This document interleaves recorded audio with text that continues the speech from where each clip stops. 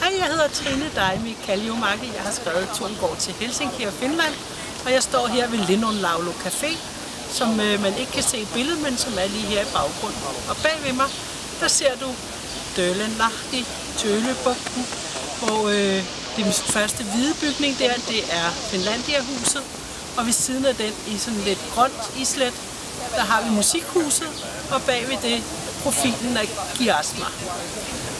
Tårnet, der stikker op, det er Nationalmuseet, og den store bygning i baggrunden derfra, det er Finlands parlament.